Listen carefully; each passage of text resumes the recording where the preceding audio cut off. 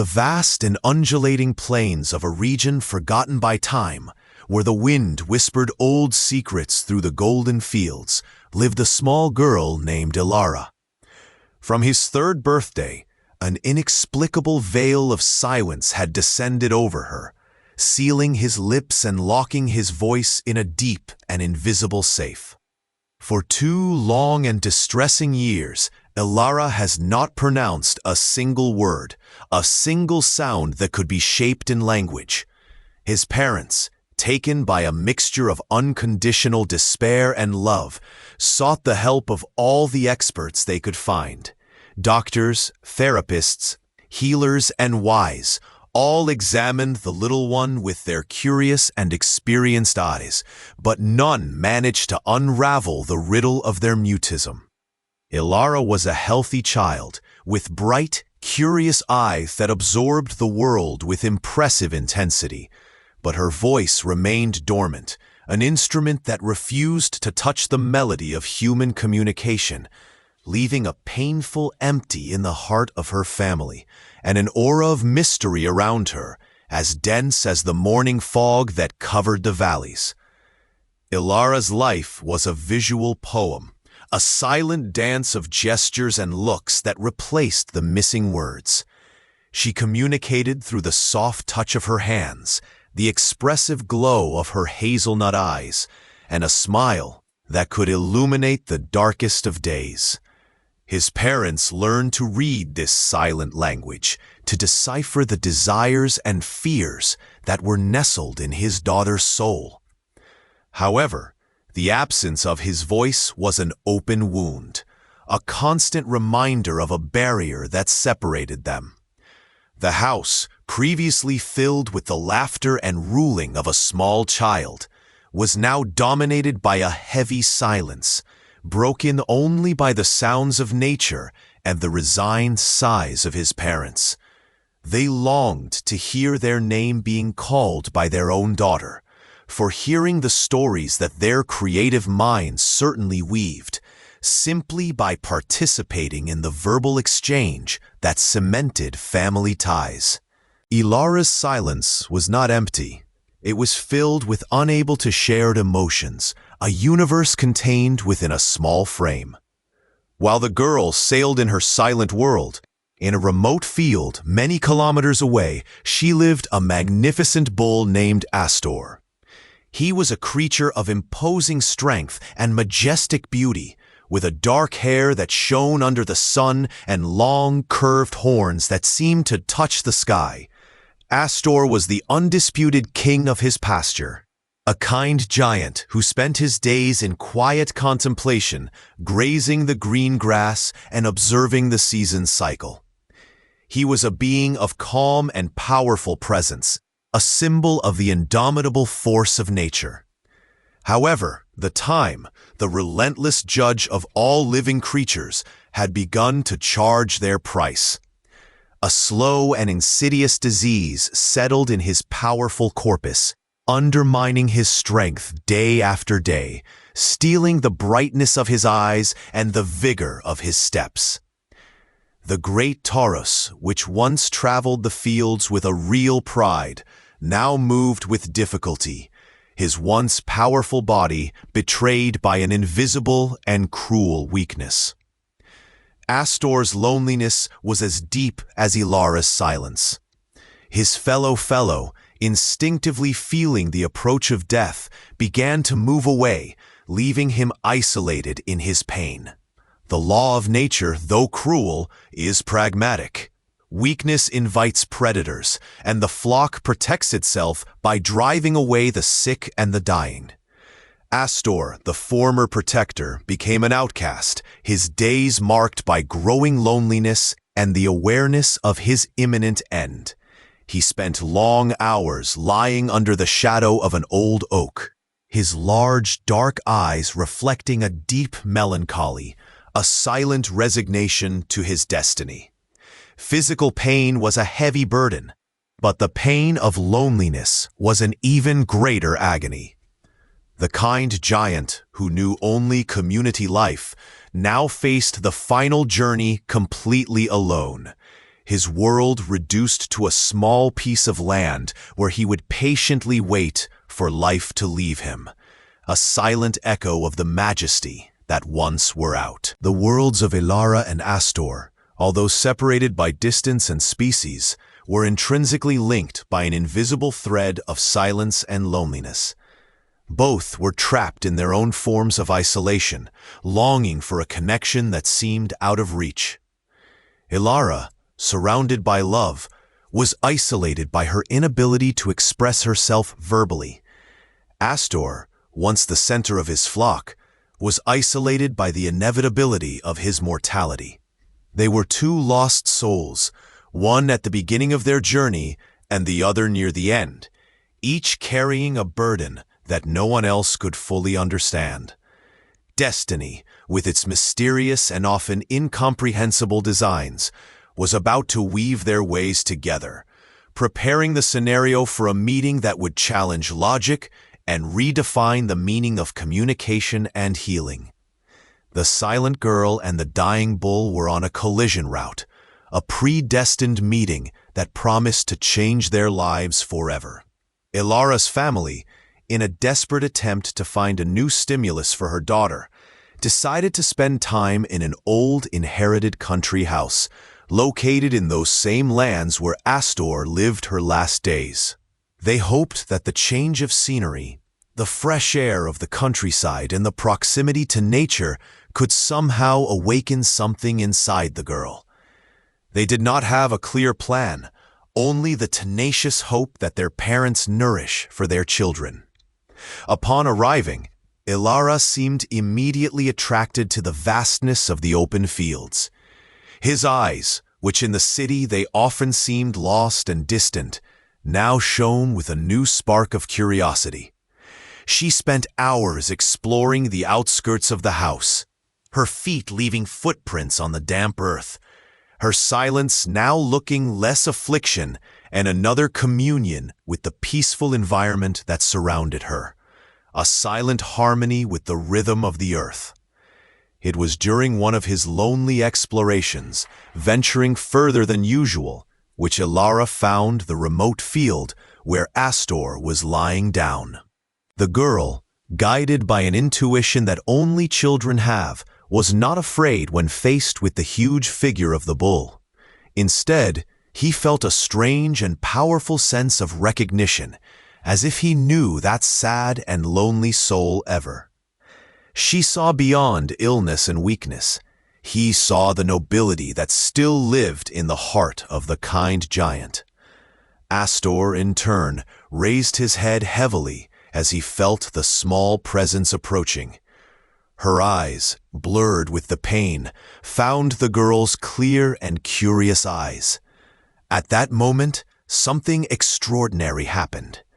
Silent communication flowed between them, a stream of empathy and understanding that transcended the barriers of language and species. He did not see an intruder, but a companion in his loneliness, a small light in the darkness of his last days. The kind giant, who had become around and suspicious of the world, allowed the little one to approach. Elara, with the courage that would surprise her parents, walked slowly to the bull lying down and, with infinite delicacy, reached out her hand and touched her by the ruff. It was a simple touch, but loaded with a deep meaning. For Astor, it was the first kind touch that he received in a long time, a balm for his lone soul. For Elara, it was an act of pure connection, a gesture that spoke louder than any word she could have said. There, in that isolated field, under the silent eyes of heaven, an unlikely friendship began to flourish. The silent girl found a confidant who required no words, and the dying bull found a consolation that no longer expected to receive. The silence between them was not empty, but filled with a mutual understanding, the language of the heart that only they could understand. Every day, Elara would return to the field to visit her new friend. She sat next to him for hours, sometimes singing free words, sometimes just sharing the stillness. She brought her small wild flowers and told her stories with her eyes, her facial expressions painting vivid paintings in her imagination. Aster, in turn, seemed to gather some of her old force in her presence. He greeted her with a soft, smooth muggy, a sound that was reserved for her only. His parents, when they discovered this unusual routine, were apprehensive at first, but soon realized the special bond that had formed between the daughter and the animal. They saw a change in Elara, a new light in their eyes, a serenity they had never seen before. The meeting with Aster was beginning to fill a void inside her, a void that even their love had not been able to achieve. The kind giant was becoming the guardian of Elara's silence, and she, the guardian of her final dignity. The discovery of Elara's secret refuge and his colossal companion generated a wave of shock and admiration in his family. Initially, the primal fear of seeing his little and fragile daughter so close to such a creature in strength was overwhelming. Their hearts were beating unzipped as they watched the scene from afar, a small human figure in stark contrast to the imposing mass of the bull. However, the tranquility emanating from the interaction between the two was undeniable and deeply moving.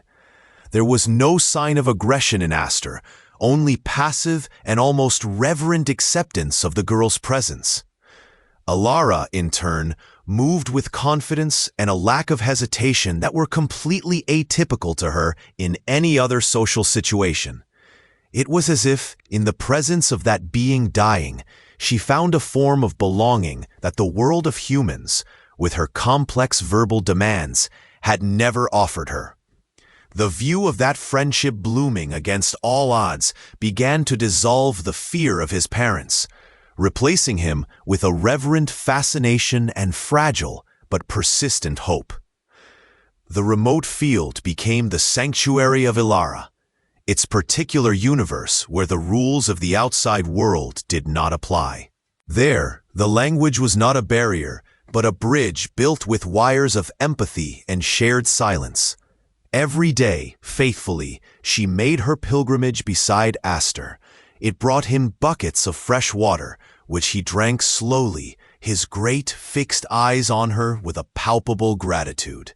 She harvested the softer clovers and offered them in her hand, a gesture of care that the bull seemed to understand perfectly.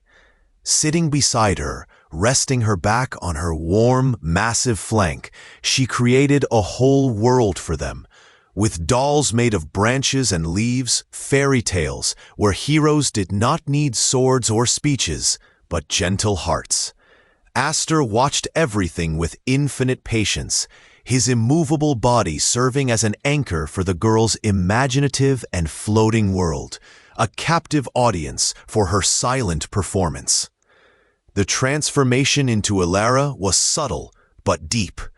Before, her silence was often accompanied by visible frustration, a tension in her small shoulders when she struggled to make herself. Now, in the company of Aster, his silence seemed different. It was calm, contemplative, almost meditative. There was a peace in his posture, an acceptance of herself that was new. His parents noticed that the moments of anguish at home decreased. She seemed more engaged, more present, even in her mutism. The bond with the bull was teaching him something that no therapy had achieved, that communication does not only reside in words. She was learning the universal language of compassion, care, and presence. Taking care of a creature that was visibly weaker than her, the little girl was discovering her own strength, an inner strength that did not depend on her voice to manifest. Aster, in turn, seemed to stop his own battle with renewed dignity. Elara's constant presence was a balm for her pain and loneliness. Although his physical condition continued to deteriorate, his spirit seemed to refuse to give in to darkness completely. There were days when, with a monumental effort, he would get up when she arrived, greeting her with a head nod before he lie down again. They were small gestures, but for Elara, they were monumental evidence of their affection and willingness to fight. The exchange between them was perfectly balanced. She offered her comfort and company in her last days. He offered him unconditional acceptance and safe space, where his silence was not seen as a disability, but as a natural part of who she was. The dying giant, in his animal wisdom, understood that the girl was not broken, just quiet. The news of the unusual friendship spread slowly by the small rural community. At first, it was received with skepticism and jokes, the story of the girl who spoke with a bull without using words. But those who ventured to peek, attracted to curiosity, were invariably touched by the scene. They saw devotion to the child's gestures and confidence in the animal's eyes. History began to acquire a tone of local legend, a modern popular tale about the purity of a child's heart and the nobility of a beast. It has become a reminder to the community that the deepest connections often form in the most unexpected places, challenging logic and convention. Aster and Elara's field became a place of silent pilgrimage to some, a place to witness a small miracle of nature. Elara's parents, daily witnesses of this bond, have gone through their own journey of transformation. The initial obsession with fixing the daughter's silence gave way to a deeper acceptance of who she was. They began to understand that forcing speech could be causing more harm than well. Observing it with Aster, they learned to appreciate their other forms of communication, the richness of their inner world. They began to communicate with her in their own terms, using more gestures, more eye contact, more quality time in silence. Family dynamics began to change, becoming less focused on the absence of voice and more focused on the presence of love. The dying bull, in a way that no human had achieved, was teaching that family a new way to connect, a new language of love. Time, however, continued its relentless march. Aster was visibly weaker with each passing day. His movements became minimal, his more superficial breathing. Elara, with her keen intuition, felt the change. There was a new urgency in his visits, an even deeper tenderness in his care. She spent more time simply lying beside him, her hand on her hair, as if she tried to transfer her own vital energy to him. She knew, in a primordial and wordless way, that her days together were numbered. The imminence of the loss hovered in the air, a sad shadow over their sunny sanctuary. Their beauty of their bond was now dyed with the inevitable tragedy of their separation, making every shared moment even more precious and poignant. That bond, forged in silence and mutual vulnerability, was a powerful proof that the essence of the connection lies in empathy. It requires no shared language, not even shared species. It only requires the ability to see pain in the other and the desire to relieve it.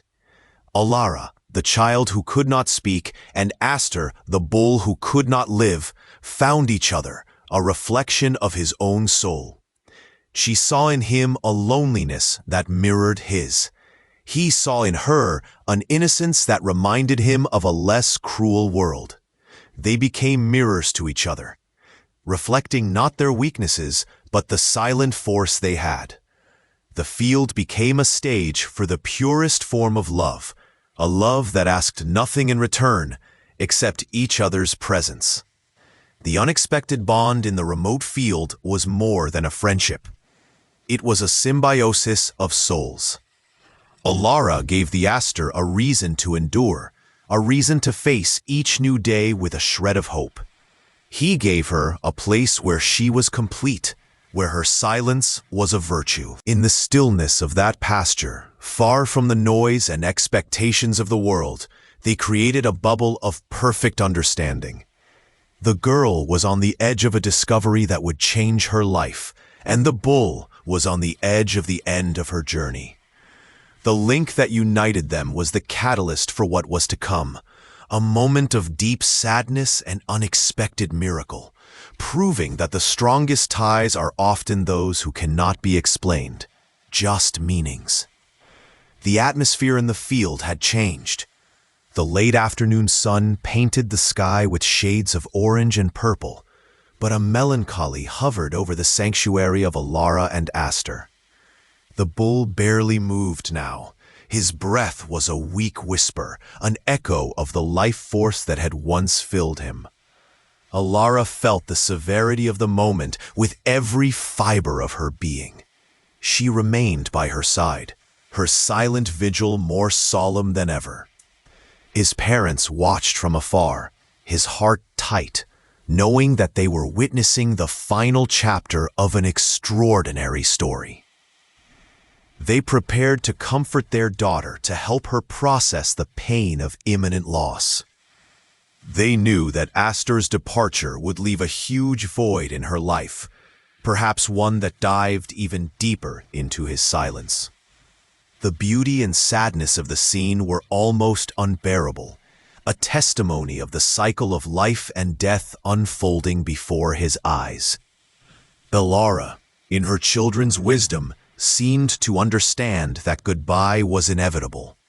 There was no panic in his eyes, just a deep and moving sadness.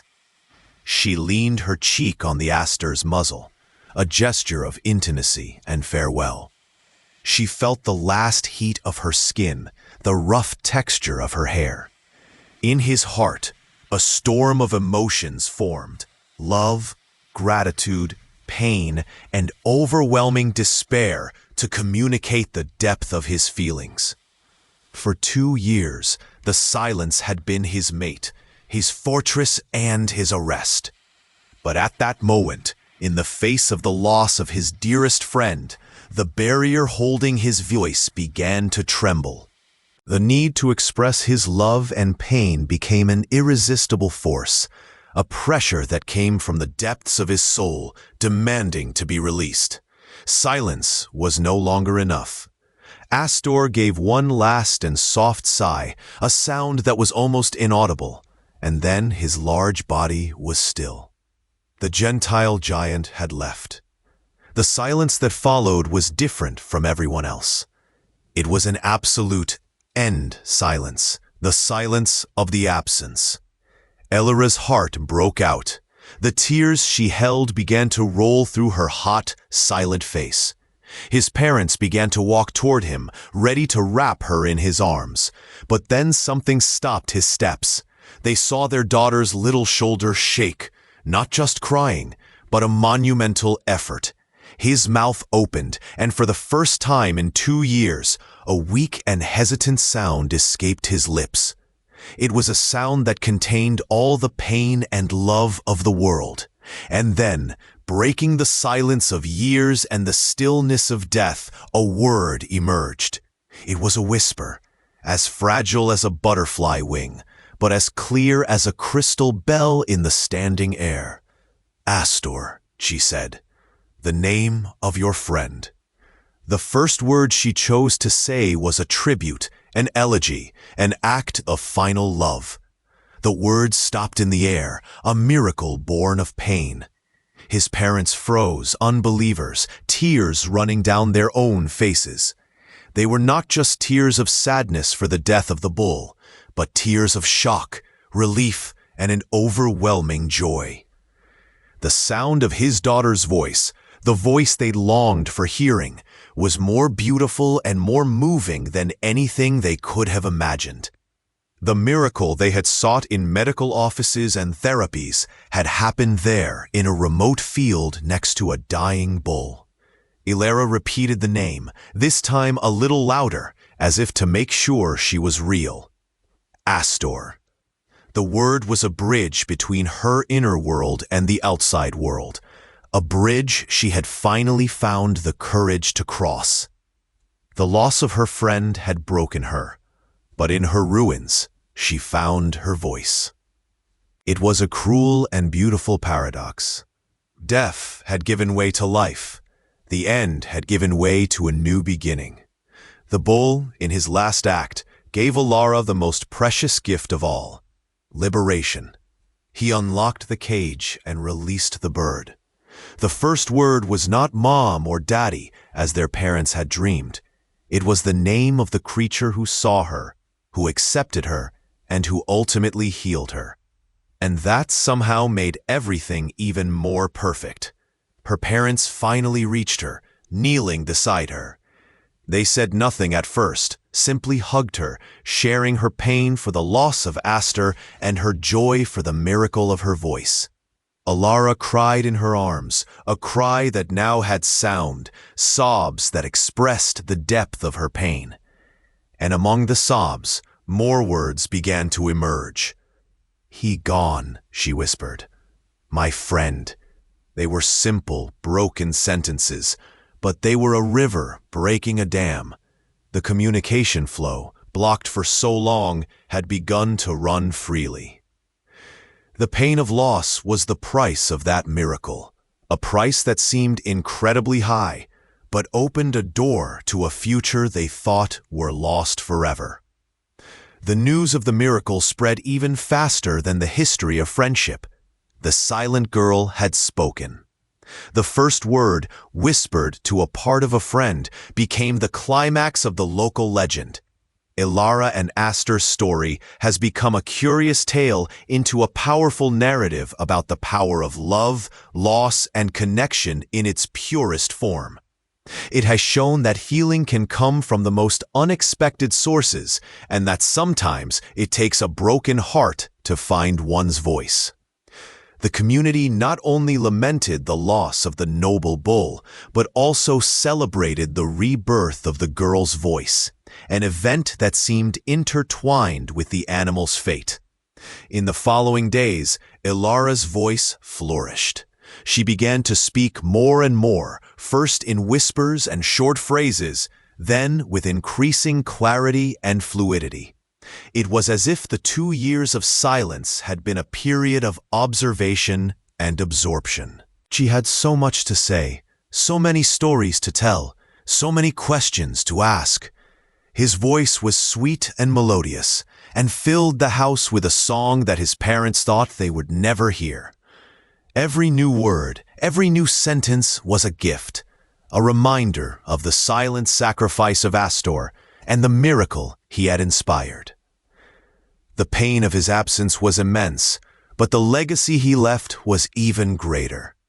The field where Aster lived and died became a sacred place for Elara.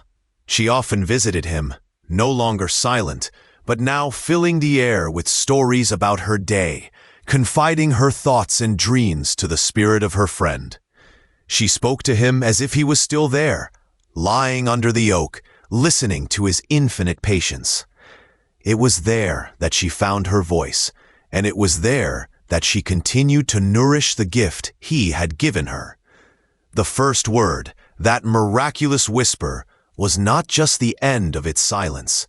It was the beginning of her story, a story she could now have her own beautiful voice, forever intertwined with the memory of the kind giant who taught her to speak. The relationship between Elara and Aster was a profound demonstration of mutual healing, a symbiosis where the wounds of one found relief in the presence of the other. For Elara, the world was a noisy and demanding place, a stage where it was constantly judged for its inability to play the expected role, that of a talking child. The pressure to conform, although often well-meaning, created an anxiety that only deepened its refuge in silence. Her selective mutism was a protective shell, a shield against a world that she could not sail in her own terms. The frustration of not being understood and the sadness in their parents' eyes were heavy bales to their little shoulders. She was stuck in a cycle of silence and isolation, an invisible wound that no medicine seemed to play. His soul longed for a space where he could simply be, without the expectation of speech. Aster, on the other hand, faced a much more visible and final wound. His body, once a bastion of strength, was being consumed by a relentless disease. But his deeper pain was not physical. It was the agony of loneliness. Abandoned by his flock, he was left to face death alone, a terribly cruel destination for a social creature. Each day was a long, silent waiting for the end, marked by pain, weakness, and complete isolation. The noble creature who had lived her life surrounded by the community was now defining a void of indifference. His wound was that of rejection and abandonment, an emotional pain that accelerated his physical decline. He needed, more than anything else, from a testimony to his existence, from someone who recognized his dignity to the last breath. The meeting of these two injured beings was the catalyst for an unexpected healing. When Elara approached Aster, she did not see a dangerous monster or beast. She saw a being that, like her, was alone and suffering. In her great and sad eyes, she found a mirror of her own loneliness. For the first time, she was in the presence of someone who required nothing of her, especially no words. Aster didn't care if she spoke or not. His presence was enough. In this space of unconditional acceptance, Elara's protective shell began to crack. She could be herself in all her stillness, without judgment.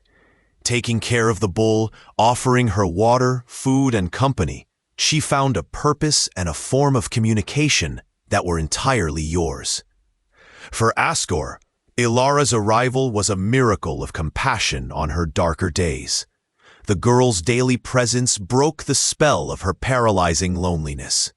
The kind touch of her hand, the silent stories she told, and simply her constant company were a balm to her tired soul. She reminded him that he was not forgotten, that his life still had value even on the threshold of death. She became her guardian, her friend, her family in her final moments. Her care could not heal her sick body, but he cured the much deeper wound of her abandoned spirit. She gave her the gift of dignity, allowing her to face the end not as an outcast, but as a beloved king, receiving the tribute of her loyal subject. Elara's healing was a gradual process, nourished by the routine of taking care of Aster. In focusing on his needs, she was forced to get out of her own inner world. She had to be brave, responsible, and attentive. These qualities, which were dormant inside her, began to flourish. The girl who felt powerless in the face of the expectations of the world found that she had the power to bring comfort to another living creature. This perception of his own capacity was transformative. She was not defined by her lack of voice, but for her abundance of compassion.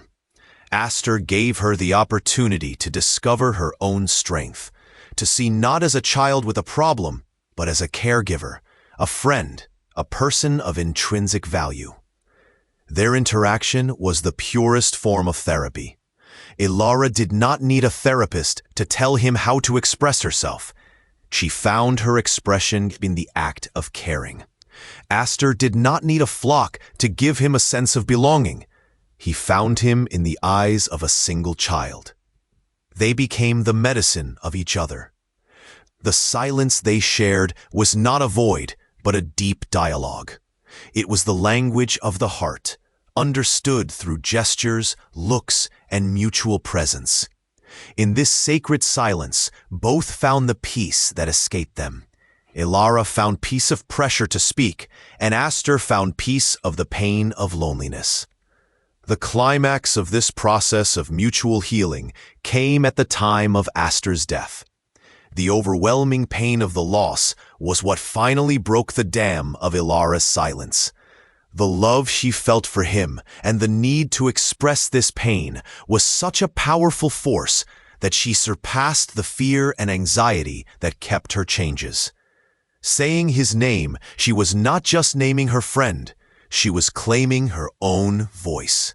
The cure that Aster provided him with in life was completed by his death. He gave him the safe space to be herself, and then gave her the most powerful reason to break her silence. It was the final gift of the Gentile giant. Similarly, Elara's presence to the end ensured that Aster would not die alone. He departed from this world feeling the touch of a friendly hand, listening to the presence of a loving heart. She healed her biggest wound, that of loneliness. The healing she received from him was the voice. The healing he received from her was peace. It was a perfectly balanced exchange, a sacred alliance between two souls who met in their most needed moment. Their story is not just about a girl who started talking, but about how two broken creatures can come together to become whole again. In the end, the mutual healing of Elara and Aster transcended life and death. Aster's legacy lived through Elara's voice, a voice he helped free. And Elara's memory as the girl who offered comfort to a dying creature became a legend, a testimony of the healing power of compassion. Their story serves as an eternal reminder that healing does not always come in the form we expect. Sometimes it comes in the form of an unlikely friend in a remote field through a silent bond that speaks louder than any word. They healed each other in ways the world could never have predicted. Aster's departure was not an end, but a transformation. His legacy was not recorded in stone or written in books, but in the newly discovered voice of Elara. Every word she pronounced was an echo of her friendship, a living proof of the impact that the kind giant had on her life. Her voice, but a source of family frustration and anxiety, has become a memory sanctuary.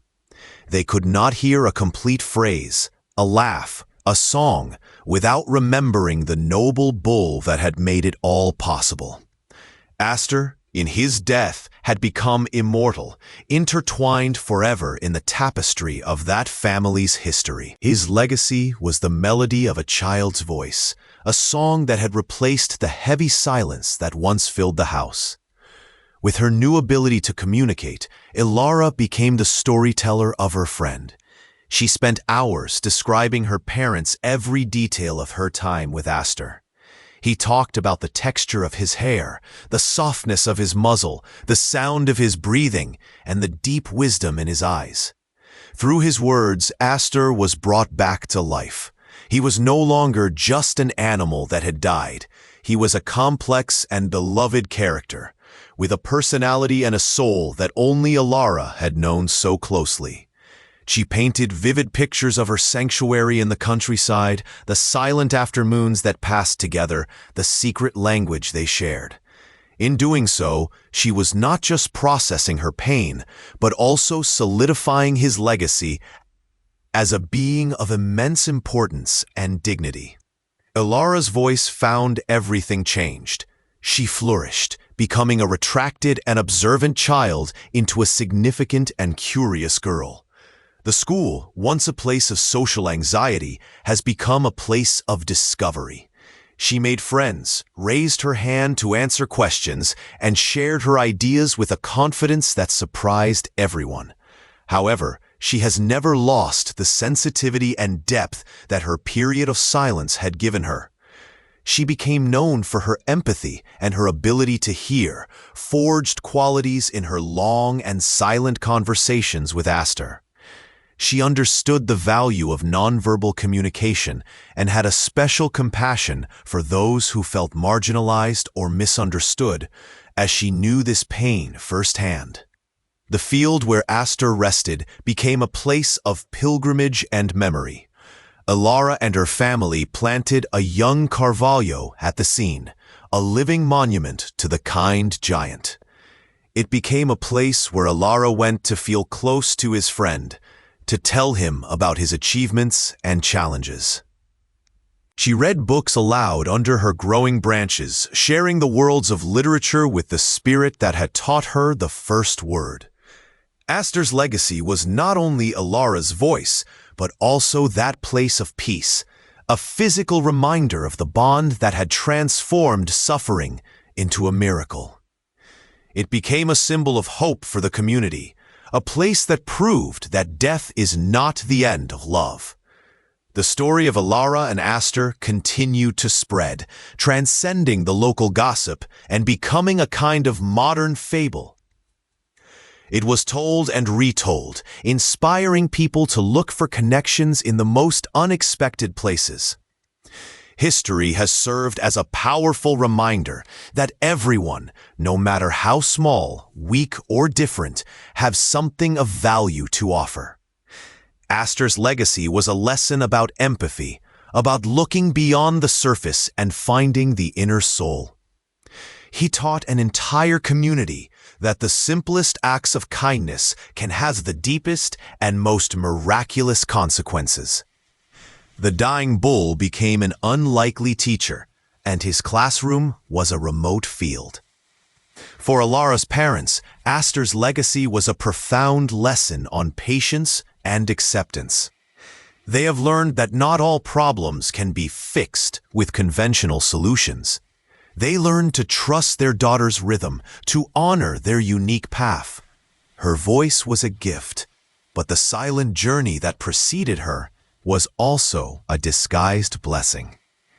He taught them the depth of nonverbal love, the beauty of silent communication. The bull had given them his daughter back, not as they wanted her, but as she was destined to be. Stronger, wiser, and more compassionate because of the journey she had traveled. Aster's legacy was engraved in his parents' hearts, a mark of eternal gratitude. Elara's voice became her greatest gift. She discovered a love for poetry and music, using her words to express the complex emotions she once kept inside her. Her unique experience has given her a deep perspective on life, loss, and love, which she channeled in her art. She never forgot where her voice came from. In many of his creations, there was an echo of the field, an image of a kind giant, a note of gratitude to a friend who gave him the world by giving him a word. Aster's legacy was the creativity he aroused, the art that was born of the pain and beauty of his bond. Years later, when Elara was already a young woman, her voice was still a testimony of the power of that faithful encounter. She became an animal defender, a spokeswoman for those who could not speak for themselves.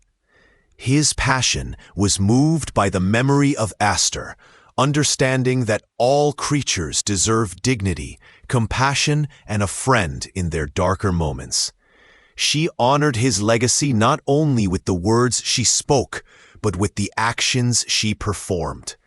The voice he had given him was used to make the world a slightly gentlest place, an echo of comfort she once offered to him. Thus, Aster's legacy and Elara's voice found two halves of the same story, inseparable and eternal.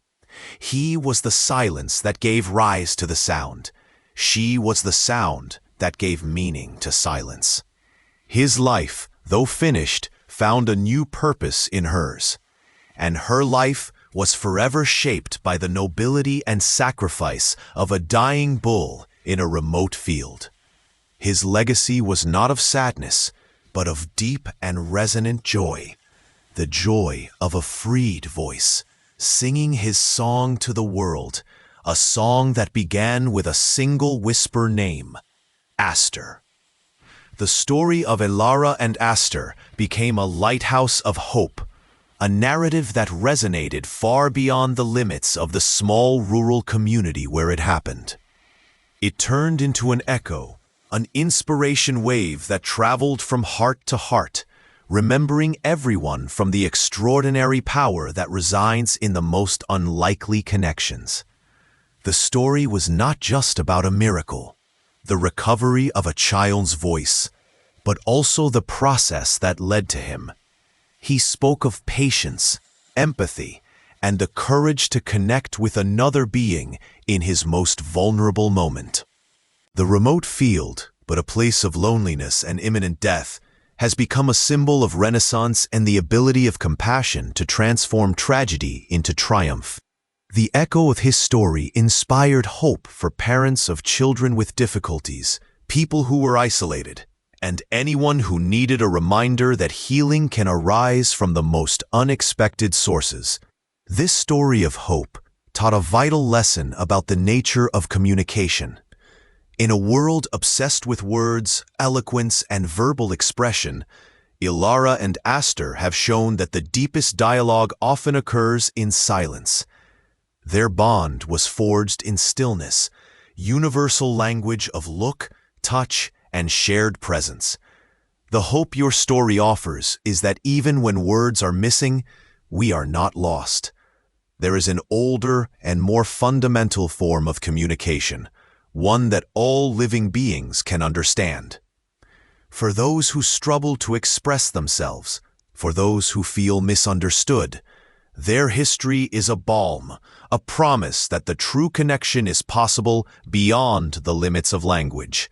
It is the hope of being seen and understood by who you are, not by what you can or cannot say. Hope also lies in the idea of mutual healing. The story does not present a savior and one safe, but two souls who cured each other. Elara did not save Aster of his death, but she saved him from loneliness and despair, offering her dignity and love to the end. Aster did not magically heal Elara's mutism, but he gave her the safe environment and the emotional catalyst for her to find her own voice. This interdependence is a powerful source of hope. She suggests that by reaching out to help heal others, we often heal ourselves. Our acts of compassion, however small, can have a boomerang effect, bringing back to us the cure we didn't know we needed. The hope is that in our own breaking, we can find the strength to mend others. The echo of the field also carries a message of hope about loss and mourning. Aster's death was an event of deep sadness, the end of a beautiful and pure friendship. However, this loss, something new and wonderful was born. Elara's voice was a gift that emerged from the ashes of pain. History teaches us not to fear mourning, but to see it as a transformative part of life. The pain of loss is the price of deep love, and through this pain, we can find new strengths, new perspectives, and new beginnings. Hope here is that beauty and love do not end with death. They transform, continuing to live in unexpected ways, as in the legacy of the Aster who flourished through Elara's voice. In addition, history is a hymn of hope for the misunderstanding and marginalized. Both the silent girl and the dying bull were outcast in her own worlds. Elara was seen as different and broken by the human world. Aster was abandoned by his flock because he was weak and sick. Together, they created their own club of two, a place of radical acceptance. Their history calls for a more compassionate society that does not discard those who are on the banks. The hope is that we can learn to see the inherent value in each individual, regardless of their skills or condition. It is a call to look beyond appearances and find the beauty and strength that often hide in those that the world has forgotten. Hope is also found in the resilience of the childhood spirit. Elara, despite her tender age and silent burden, has shown an incredible capacity for empathy, courage, and love. Her intuition guided her where she needed to be, and her pure heart opened a door that adults could not find. Its history is a testimony of the wisdom that children carry, their ability to see the world clearly and compassion, without the prejudice that adults accumulate. The hope is that if we hear children more carefully and learn from their example, we can rediscover our own ability to connect and heal, to see miracles in the simplest places. The Echo of the Countryside is ultimately a story about the redeeming power of love in its purest and more unconditional form. The love between a girl and a bull, a love that asked nothing in return, who knew no barriers of species or language, was the strength that moved mountains. It was this strength that gave dignity to a dying being and freed the voice of a child. The greatest hope this story offers is that love, in all its forms, is the most powerful force in the universe. It is the antidote to loneliness, the balm for pain, and the key that unlocks miracles. It is the promise that as long as there is love, there will be hope. The narrative does not end with the bull's death or the girl's first word. She continues to echo and inspire. It encourages us to look for our own remote fields, to find those who need our compassion and have the courage to offer our silent presence. Elara and Aster's story is an invitation to participate in the dance of mutual healing, to be both caregiver and care. It is a reminder that each of us has the power to be the catalyst of a miracle in someone else's life. The final hope that the field's echo leaves us is that of memory. Aster's memory did not fade. She became the base on which Elara's new life was built. History teaches us that those we love and lose never make us real. They live in our voices, in our actions, in the stories we tell. Love is stronger than death, and the memories we create are the eternal legacy we leave behind. The echo of the countryside is the certainty that goodness reverberates through time, and that an act of love, however small, can create a story of hope for coming generations. Can you imagine such a deep silence that it lasts 2 whole years? For little Elara, that was the reality. Since he was 3, no word has escaped his lips, leaving his parents in a state of anguish and confusion. Doctors and experts had no answers. The girl's world was a screen without sound, a story told only with the eyes. On the other side of destination, in a field forgotten around the world, a magnificent bull named Aster faced his last days, abandoned by his flock and consumed by illness and loneliness. 2 souls, one at the beginning of life and one at the end, both stuck in their own type of isolation. What could happen when these 2 worlds crashed? What could a dying bull offer a child that the world could not achieve? Prepare for a journey to the heart of a bond that challenges all logic, a meeting that proves that the most powerful communication does not always need words, and that a miracle may be waiting in the most unexpected place.